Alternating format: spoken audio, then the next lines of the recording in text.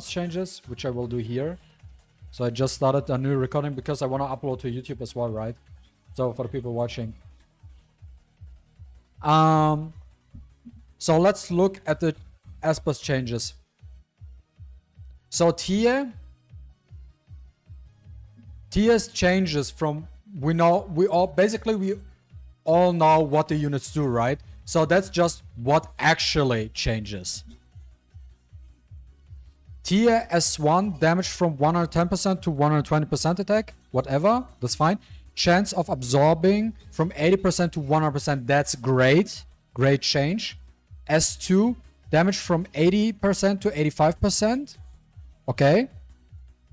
Chance of stunning from 60% to 100%. Insane. Insane. New effect, if tier is faster than the enemy, absorb 10% AP. That's absolutely good. Absorbs. S3 new effect before attacking. Swaps highest enemy's AP with lowest allies' AP. New effect dispels one buff from each enemy. R2 effect. Plus 10% AP to all allies. To skill 1. Change effect to skill 3.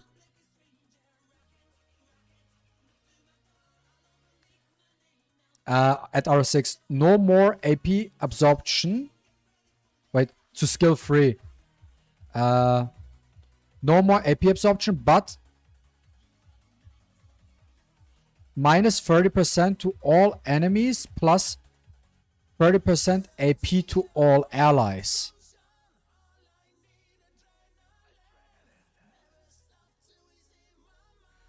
Fuck Unas, fuck all the AP pushers in the game. Tier is God. Godlike. Tier is... Yippee! Wow. Wait, is there a tier rate up banner?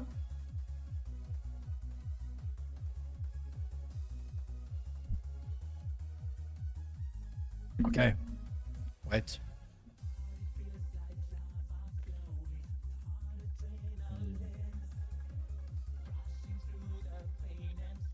I wanna check something real quick.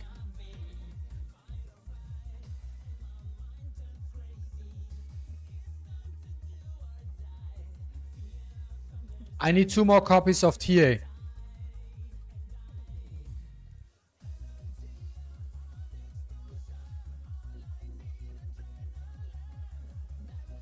So 80 to 100%.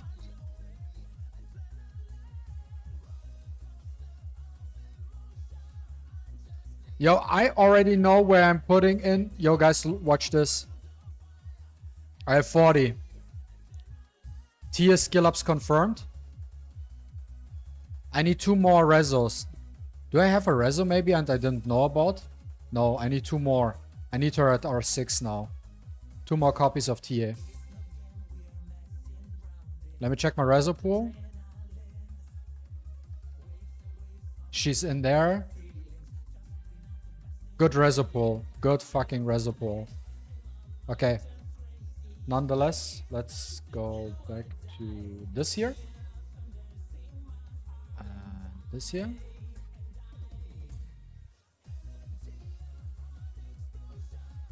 So, let me check real quick.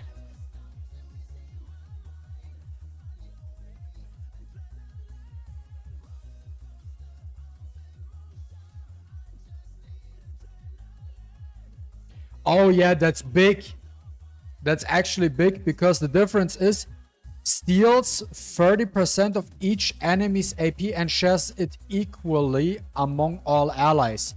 So that means basically there are 5 targets and you only push back 3 out of 5, which are 90% AP in total, which you stole. Those 90% will be redistributed to all your allies. But with the change, it's way higher. or more reliable. Nonetheless, Raven now. Also, I read something which that her swap effect or something is not counted as push effect. Will not be, like, how do you call it? Will not be seen as AP push-up. So Ethan cannot do shit about it. So now we just discussed here. Now let's talk about Raven. S1 damage formula changes from 70 to 50%. Yeah, basically formula change. So they reduced the attack, but made the speed scaling out of it. I guess this will be higher damage for her. Now S2 has a skill revert. From active skill to passive skill, new effect performs a pursuit attack when enemies without a buff take a hit. Okay. New effect attacks all enemies 2 times upon a pursuit. Damage formula. Each hit reduces enemies max HP by 100% of the damage. That could potentially be strong. Triggers once per turn. This passive has a cooldown. New effect. Passive cooldown. New effect, passive cooldown. 1 turn whenever an ally removes an enemy buff. Triggers once per turn. I don't understand that shit, to be honest. Who cares about buff blocker? That's Jin Yu Yao who cleanses that shit anyways. You have Sally, you have Jin Yu Yao. When do your debuffs work ever? You have to ask yourself about that thing. There's way too much cleansing going on for you to ever make use of a buff block. Nonetheless. As for a new effect, speed buffs herself before damage calculation. New effect, this bar cannot be resisted if Raven is faster than any. That's great. This is huge. This is insanely huge for Raven. Make her strip reliable because it cannot miss because she's Shimmer. So this is fucking huge. So the question I do have, the speed buff, by the way, that's now the 5-head strategy. This is now literally insane. Does she apply the speed buff before she strips or after she strips? Because if she applies the speed buff, if it's the first thing she does, because she applies herself with a speed buff, she automatically has more speed. Because then she has more speed and then there's a higher chance of her being the fastest. R2 new effector as free reset cooldown for her as reset cooldown for her as 2.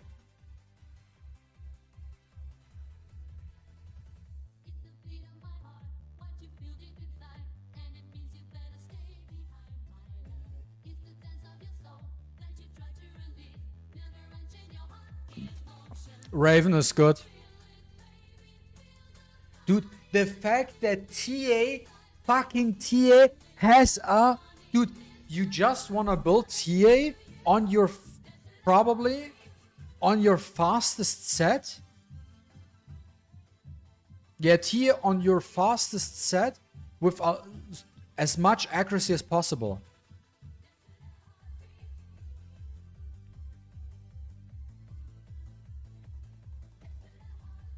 Because she can strip. Nonetheless, we will talk about Raven here. New effect reset cooldown. Yes, so she has a new effect to R6. Death down and dispel is applied before damage calculation. Death down cannot be resisted if Raven is faster than the enemy. This is also huge. But it's not necessary, but it's huge. Now I'm actually curious about Teva, guys. Yo, now I'm fucking... I read a little bit. I do wanna read this one now.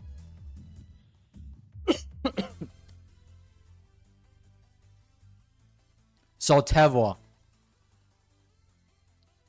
Skill 2, new passive, skill rework. New effect gains 1 Nicosens stack at the start of the combat. Okay.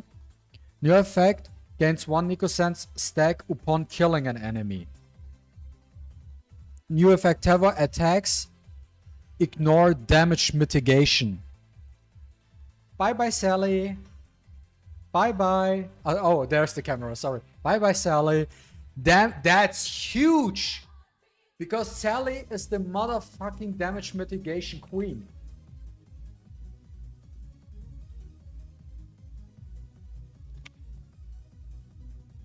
Oh yeah, bye bye Everett. New effect. Units killed by Tevor cannot be revived. Hello, next knockout season, here I am.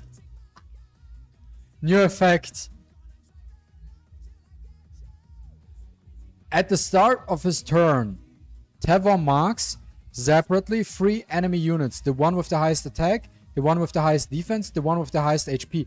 That's actually insane to see who has the highest attack, defense, and HP, because that gives you so much information about the fight. It's actually insane. Upon killing, attack marked unit. Attack all enemies. 150% of attack plus overkill damage. Upon hitting defense marked unit, ignore 60% of the defense. 25% of PvE. Upon hitting HP marked unit, deals extra true damage, 600% of attack to that unit.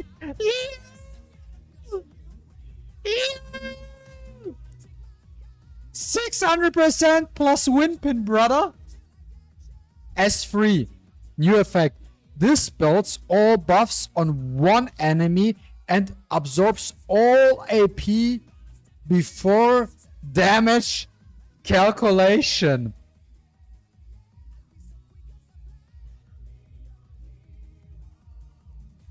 Damage from 230% attack to 330% attack. Let me check real quick about Tevor.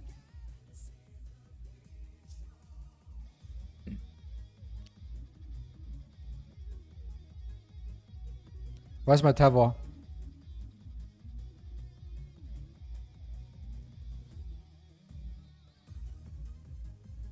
Where's that stupid shitty cat? I cannot find it.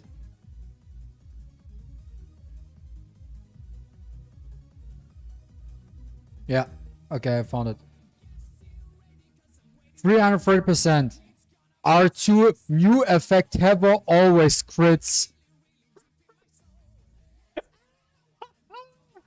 Yo, I'm an R3 Tevor. I don't need any crit at all. Yo, just speed attack and crit damage. I can just give him Gaius relics. R6 new effect. Well, R6 is far away, but still. New effect to S1. Passive effect. When a marked unit takes a hit, performs a pursuit attack with S1, triggers once per turn. Also, let's check out this real quick.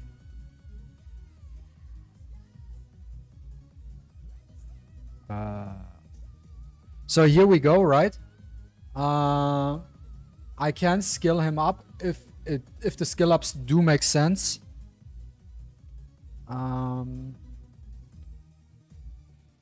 There's one thing I wanted to show here.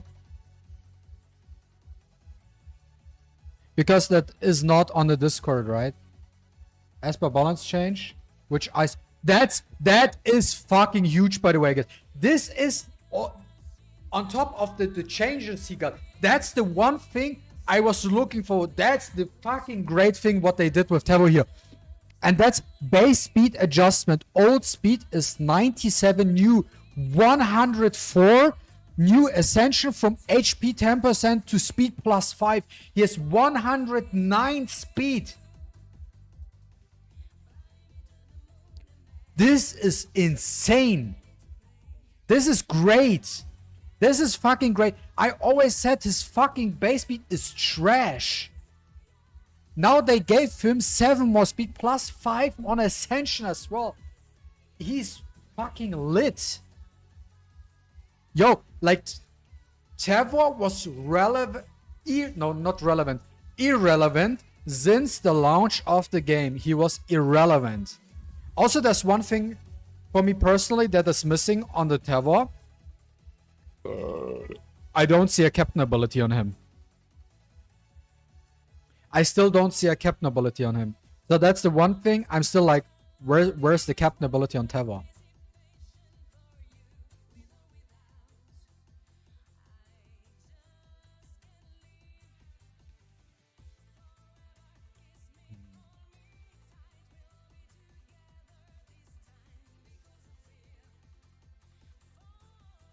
Yeah, but Nikuni, the difference here is that we're talking about Esper balance changes.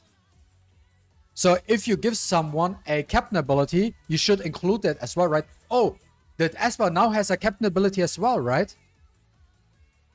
But we don't know if it has a change or not. Nonetheless, just from reading his overall kit, Tevor looks juicy, and I will definitely, since I have him R3, so I don't even need to give him crit, I will 100% use Tevor now in PvP, and you will see him in action. 100%. And now when people now pull a Shimmer Legendary and they will get a Tevor, they will be excited to get Tevor. Fucking finally, bitch ass was irrelevant for over a year. Give him now a time to shine.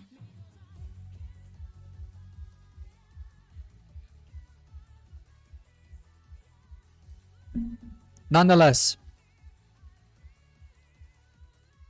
I wonder how his AI would work though. I hope his AI is updated to take into account all the marks he puts on enemies. Yeah, we don't know. As long as he does his job by killing. Okay, let's check out Fathom Sisters. Sisters.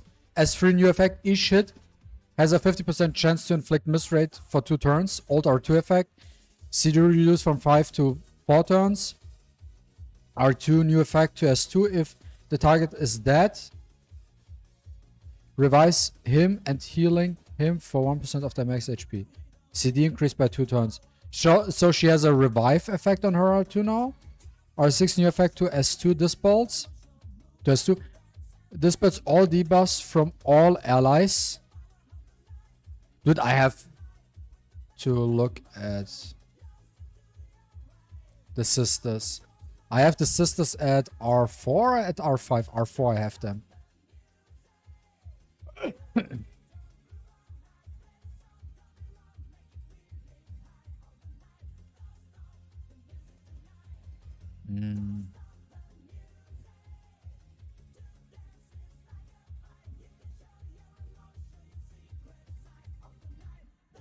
Also, instead of... Oh, wait, no, wait. This puts all debuffs from one ally, grants them invincibility for 1 turn, heals all allies, grants all allies speed for 2 turns. And at R2, the new effect is if the target is because you can target someone for the dispel, or you can revive someone, and has invincibility. Actually, not bad. Okay, let's look at Elliot though. Elliot is also I'm interested about because I didn't have time to read it. Elliot S3 from a single target to 2 targets. Unclear if randomly chosen or 1 selected and 1 random. Damage formula change from 270% attack to 20% attack plus 13% max HP. New effect inflict taunt for 2 turns. R2 new effect to S2. Each hit extends target CD by 1 turn.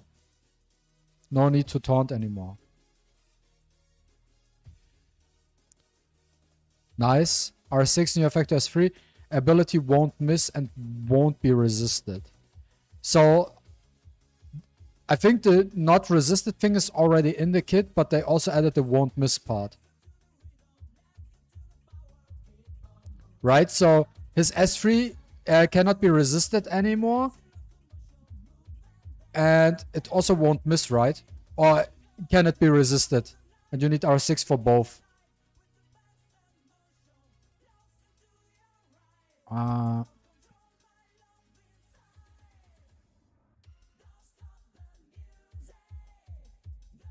Elliot is nice. R6 is crazy. Mine's free cooldown.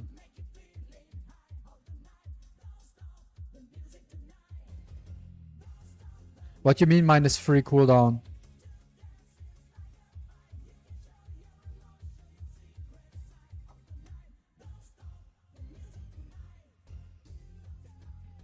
Bonnie. He hits free time on S2. That's also very interesting. Might be Elliot might be a great pick now for RTA. Elliot might actually be a good pick now for RTA. He could be actually very good for RTA because you just skill reset, you can taunt the people, stuff like that. Bonnie R6, new effect to S2. Each hit extends target CD by 1 turn.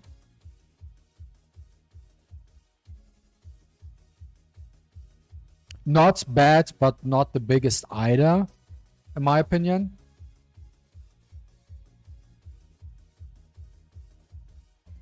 And then last but not least, Luyan, big nerf, it says.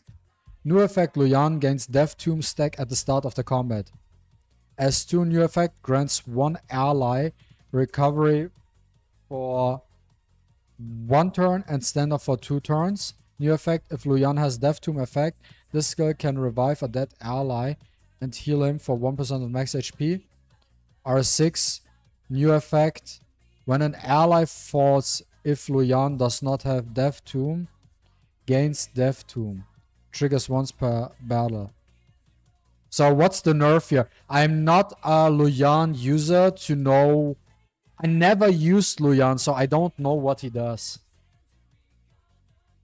You guys have to tell me.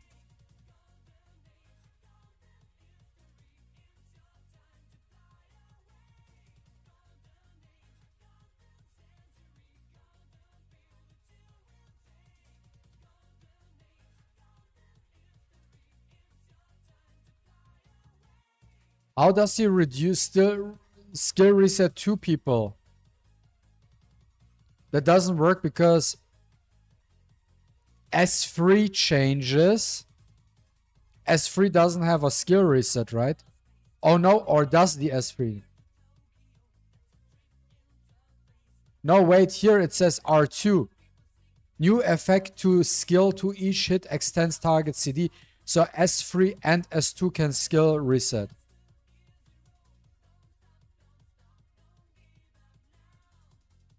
Yeah, S3 has a skill reset, but the R2 only affects the S2.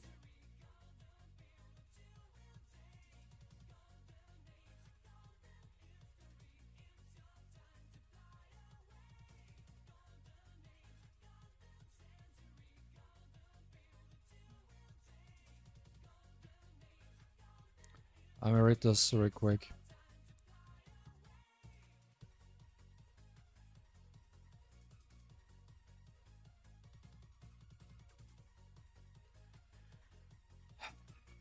Ability free.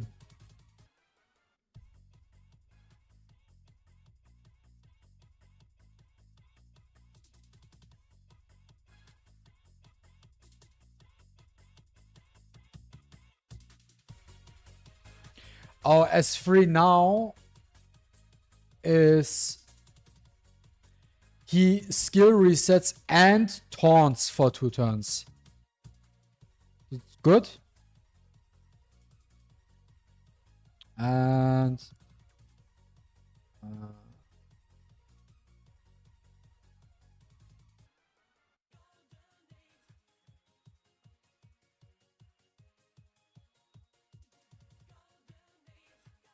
Rezo 2.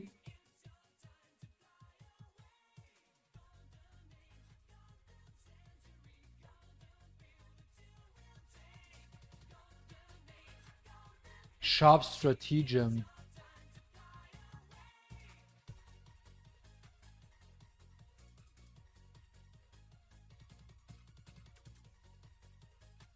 Each hit extends all of the cooldowns of the attack by 1. Resonant Sinks, this ability cannot be resisted. This ability won't miss and can't be resisted. Yo, Daddy Free to Play will be hyped because he has an R6 Elliot.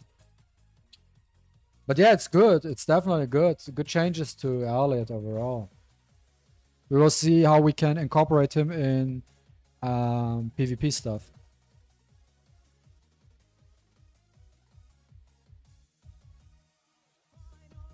So I do think we put everything here right. Let me check the chat real quick.